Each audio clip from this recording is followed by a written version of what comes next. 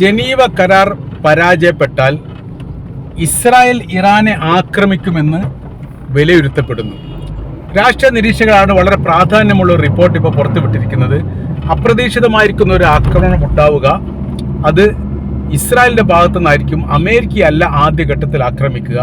അതിന് ഉദാഹരണമായിട്ട് പറഞ്ഞത് 12 ദിവസ യുദ്ധവുമായിട്ട് ബന്ധപ്പെട്ട വിഷയം, സമാനമായ രീതിയിൽ ഒരു മധ്യസ്ഥ ചർച്ച ആണവായുധവുമായിട്ട് ബന്ധപ്പെട്ട് ഉണ്ടായിരുന്നു. അത് ഒമാനിൽ വെച്ചിട്ടായിരുന്നു ചർച്ച ഉണ്ടായിരുന്നത്. 6ാം ഘട്ട ഒമാന്റെ ചർച്ച വരുന്നതിൻ്റെ 4 ദിവസം മുമ്പാണ് ഇസ്രായേൽ ആക്രമിച്ചത്. അന്ന് ഇസ്രായേലിനെ സംബന്ധിച്ചിടത്തോളം അവർക്ക് മാരകമായിരിക്കുന്ന മുറിവേറ്റ രീതിയിലുള്ള പ്രതികരണം ഈ ഇറാൻ്റെ ഭാഗത്ത് ഉണ്ടായിട്ടുണ്ട് എന്നുള്ളൊരു യാഥാർത്ഥ്യമാണ്. ആ ഒരു ആക്രമണവുമായിട്ട് ബന്ധപ്പെട്ട കാര്യത്തെക്കുറിച്ച് പൂർണ്ണമായിരിക്കുന്ന വിവരം അമേരിക്കക്ക് അറിയായിരുന്നു എന്നുള്ളതും അമേരിക്കയുടെ അറിവോടുകൂടിയാണ് ഈ പ്രവൃത്തി ചെയ്തത് എന്നും പിന്നീട് റിപ്പോർട്ടായിട്ട് പുറത്തു വന്നതാണ്. ഇപ്പോഴത്തെ സ്ഥിതി എന്ന് പറയുന്ന സമയത്ത് ഇറാനെ ആക്രമിക്കുക എന്നുള്ളത് ഇപ്പോഴും യഥാർത്ഥത്തിൽ ഏത് തരത്തിലുള്ള ഭീഷണി ശബ്ദം അമേരിക്കയുടെ ഭാഗത്തു നിന്ന് പുറത്തു വന്നിട്ടുണ്ടെങ്കിൽ പോലും അവർക്ക് ഇപ്പോഴും അതിന് താല്പര്യമില്ല എന്നുള്ളത് കൃത്യമാണ്.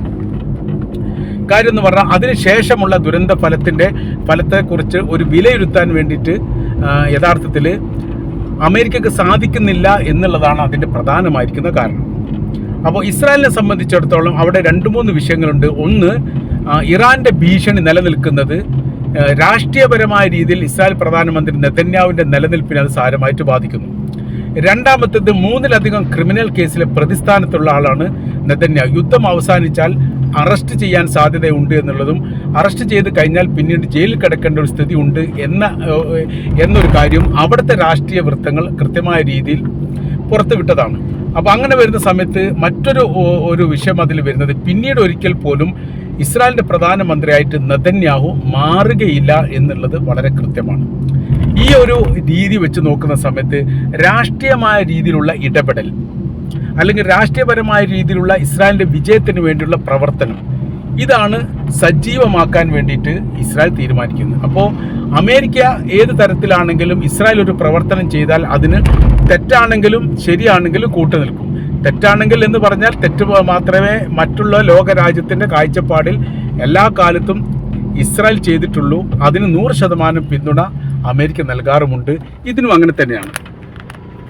അപ്പോൾ സർവ്വ പിന്തുണയും നൽകും എന്നുള്ള ഉറപ്പ് ഇസ്രായേലിനുണ്ട് എന്നതിനാൽ ഏത് രീതിയിലുള്ള പ്രവൃത്തി ചെയ്യാനും അവർക്ക് അതൊരു പ്രോത്സാഹനം കൂടിയാണ്.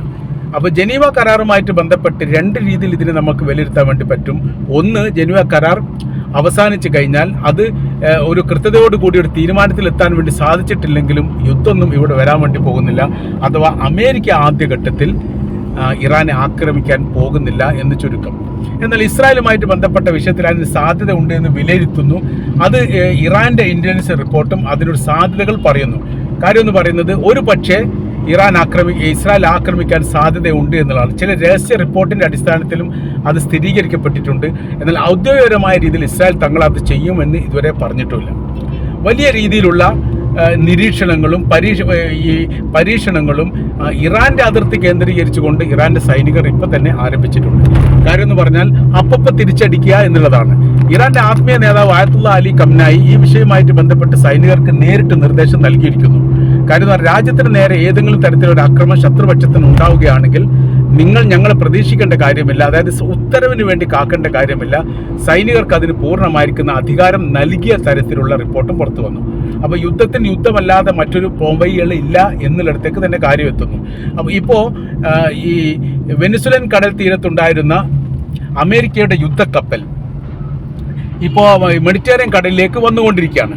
ഈ വന്നുകൊണ്ടിരിക്കുക എന്ന് പറയുന്നത് യഥാർത്ഥത്തിൽ മറ്റുള്ളവരെ അറേബ്യൻ രാജ്യങ്ങളെ അടക്കം പേടിപ്പിക്കാനാണ് എന്നല്ലാതെ ഒരിക്കൽ പോലും ഈ യുദ്ധക്കപ്പലിൽ നിന്ന് ഒരു ആക്രമണം ഉണ്ടാവാനുള്ള സാധ്യത വളരെ കുറവാണ്. ലോകത്തിലെ ഏറ്റവും വലിയ 2 യുദ്ധക്കപ്പൽ, ഒന്ന് ജെറാൾഡ് ഫോർഡ് എന്ന് പറയുന്ന കപ്പലും അതോടൊപ്പം തന്നെ അബ്രഹാം ലിങ്കൺ എന്ന് പറയുന്ന കപ്പലും, ഒന്ന് അറേബ്യൻ കടലിൻ്റെ തീരത്തുണ്ട്, മറ്റൊന്ന് മെഡിറ്ററേനിയൻ കടലിൻ്റെ തീരത്തേക്ക് വന്നുകൊണ്ടിരിക്കുന്നു. അപ്പോൾ മറ്റുള്ള കപ്പലുകൾ 3ലധികം കപ്പലുകൾ ഈ മേഖല കേന്ദ്രീകരിച്ചുകൊണ്ട്, ഇന്ത്യൻ മഹാസമുദ്രത്തിൻ്റെ മേഖല കേന്ദ്രീകരിച്ചുകൊണ്ട് ഉണ്ട് എന്നും പറയപ്പെടുന്നു. അപ്പോൾ സർവ്വ മേഖലയിലും യഥാർത്ഥത്തിൽ അമേരിക്കയുടെ യുദ്ധ സംവിധാന കാര്യങ്ങളൊക്കെ വിന്യസിച്ചിട്ടുണ്ട്. ഇത് 2 രീതിയിൽ അവർ ഈ വിഷയത്തെക്കുറിച്ച് വിലയിരുത്തുന്നു. ഒന്ന്, ഇറാനെ പേടിപ്പിക്കുക എന്നുള്ളതാണ്. ഇറാനെ പേടിപ്പിക്കുക എന്നുള്ളത് അവരുടെ രണ്ടാമത്തെ നിലപാടാണ് എന്നാണ് പറയുന്നത്. കാര്യം എന്ന് പറഞ്ഞാൽ ഇറാൻ ഏത് തരത്തിലാണെങ്കിൽ യുദ്ധവുമായിട്ട് ബന്ധപ്പെട്ട കാര്യത്തിൽ ഇറാൻ അങ്ങനെ പേടിച്ചു പോവില്ല എന്നുള്ളത് വളരെ കൃത്യതയോട് കൂടിയിട്ട് അമേരിക്കയ്ക്ക് അറിയാവുന്നതാണ്. രണ്ടാമത്തത് അറേബ്യൻ രാജ്യങ്ങളെ പേടിപ്പിക്കുക എന്നുള്ളതാണ്.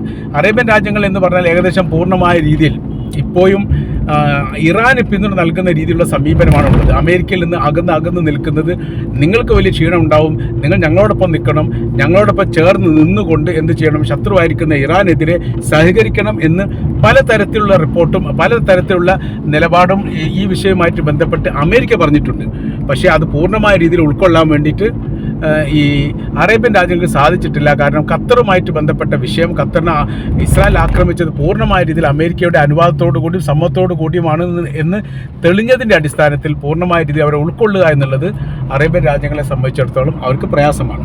അപ്പോൾ ഇങ്ങനെ കലുഷിതമായിരിക്കുന്ന ഒരു സാഹചര്യങ്ങൾ യുദ്ധവുമായിട്ട് ബന്ധപ്പെട്ട് ഈ മേഖലയിൽ ഇപ്പോൾ ഉണ്ട് എന്നുള്ളത് കൃത്യമാണ്.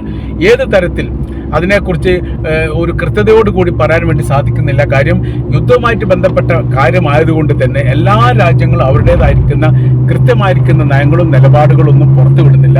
അപ്രതീക്ഷിതമായിരിക്കുന്ന ചില നീക്കുപോക്കുകളോട് കൂടിയിട്ട് മാത്രമേ അത് അറിയാൻ വേണ്ടി സാധിക്കുന്നുള്ളൂ. അതുകൊണ്ടാണ് ഇസ്രായേൽ ഇറാൻ ആക്രമിച്ചത് അറിയാതെ പോയത്.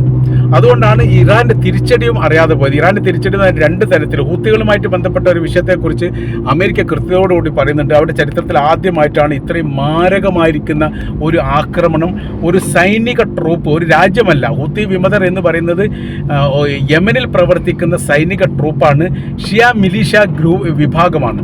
അപ്പോൾ അവരുടെ ഭാഗത്തുനിന്ന് ഒരു മഹാരാജ്യത്തിൻ്റെ സൈനിക സംവിധാനത്തിന് നേരെ അതിശക്തമായിരിക്കുന്ന ആക്രമണം ഉണ്ടായി എന്ന് പറഞ്ഞാൽ അതിനൊരു നിസ്സാരമായിട്ടൊന്നും അല്ല അമേരിക്ക കാണുന്നത്. എന്നിട്ടും അവർക്ക് അവിടെ അതിജീവിക്കാൻ വേണ്ടി സാധിച്ചിട്ടില്ല എന്ന് മാത്രമല്ല, ഒമാൻ്റെ മധ്യസ്ഥതയോടുകൂടി ആ പ്രശ്നം തീർത്തവുമായിട്ട് ബന്ധപ്പെട്ടവരും നമുക്കറിയാവുന്നതാണ്. അപ്പോൾ ഇങ്ങനത്തെ വല്ലാത്ത രീതിയിൽ കലുഷിതമായിരിക്കുന്ന ഒരു അന്തരീക്ഷം, ഒരു സാഹചര്യം ഉണ്ടായിട്ടുണ്ട് എന്നുള്ളത് വളരെ കൃത്യമാണ്, വളരെ വ്യക്തമാണ്. അപ്പോൾ ആക്രമണവുമായിട്ട് ബന്ധപ്പെട്ട കാര്യത്തെക്കുറിച്ചുള്ള ആവർത്തനങ്ങളും മാത്രമല്ല ലോകാടിസ്ഥാനത്തെ വളരെ ശ്രദ്ധയോടുകൂടിയും സൂക്ഷ്മതയോടുകൂടിയുമാണ് ഇപ്പോൾ ജനീവയിലേക്ക് ലോകം ഉറ്റുനോക്കുന്നത്. ലോകത്തിൻ്റെ ക്യാമറകളും കണ്ണുകളും ഇപ്പോൾ ജനീവയിലാണ് എന്ന് പോലും നമുക്ക് പറയാൻ വേണ്ടി സാധിക്കുന്നതാണ്. എന്താവും അവിടുത്തെ തീരുമാനം, കാര്യങ്ങളൊക്കെ അതൊക്കെ ഒരു സാധാരണ ഒരു ചർച്ച എന്നാൽ അത് അതിലപ്പുറമൊന്നും വലിയ പ്രാധാന്യമൊന്നും ഈ വിഷയവുമായിട്ട് ബന്ധപ്പെട്ടില്ല എന്നുള്ളത് കൃത്യമാണ്. കാര്യം ഇതിന് മുൻപ് നടത്തിയിരിക്കുന്ന ഒമാൻ ചർച്ചയുമായിട്ട് ബന്ധപ്പെട്ട് ലോകത്തിൻ്റെ ക്യാമറയും ലോകത്തിൻ്റെ കണ്ണുകളൊക്കെ ആ മേഖല കേന്ദ്രീകരിച്ചുകൊണ്ടായിരുന്നു. അത് ആ ചർച്ചയിൽ പരാജയം ഉണ്ടായാൽ, ഒരു തീരുമാനം ഉണ്ടായിട്ടില്ലെങ്കിൽ പിറ്റേ ദിവസം യുദ്ധം എന്നാണ് പറഞ്ഞത്. പക്ഷെ ഒന്നും ഉണ്ടായിട്ടില്ല. അവിടെ ആകെയുള്ള ഒരു തീരുമാനം എന്ന് പറഞ്ഞാൽ നമുക്ക് ആലോചിക്കാം, നമുക്കൊന്നുകൂടി സംസാരിക്കാം എന്ന് പറഞ്ഞു. പിന്നെ ആ ചർച്ചയ്ക്ക് ശേഷം പിന്നീടാണ് ഡേറ്റ് പോലും തീരുമാനിച്ചത്, തീയതി പോലും തീരുമാനിക്കപ്പെട്ടത് ആ ചർച്ചയ്ക്ക് ശേഷമാണ് എന്നുള്ള കാര്യം അറിയാവുന്നതാണ്. അപ്പോൾ യഥാർത്ഥത്തിൽ ഇപ്പോഴത്തെ സ്ഥിതി കാര്യങ്ങൾ എന്ന് പറഞ്ഞാൽ ഏത് തരത്തിൽ ഇറാനെ ഒതുക്കണം എന്ന കാര്യത്തിൽ ഒരു ഏകോപനം ഉണ്ടാക്കാൻ വേണ്ടിയിട്ട് നിലവിലെ സാഹചര്യത്തിൽ അമേരിക്കക്കോ ഇസ്രായേലിനോ സാധിക്കുന്നില്ല. അത് വലിയ രീതിയിലുള്ള ഒരു മാരകമായിരിക്കുന്ന ഒരു വിഷയമായിട്ട് തന്നെ നിലനിൽക്കുകയാണ്. അമേരിക്കയുടെ ചരിത്രത്തിൽ ഇത്രയും വലിയൊരു പ്രതിസന്ധി ഉണ്ടാകുന്നതും ഇതാദ്യമാണ്. യുദ്ധത്തിൻ്റെ സംവിധാന കാര്യങ്ങളൊക്കെ ഒരുക്കിയിട്ട് രാജ്യത്തെ ആക്രമിക്കാൻ വേണ്ടി പേടിക്കുക, തിരിച്ച് ആക്രമണം ഉണ്ടാക്കുകയാണെങ്കിൽ അതിനെ പ്രതിരോധിക്കാൻ സാധിക്കുമോ ഇല്ലേ എന്നുള്ള ഭയപ്പാടുണ്ടാവുക.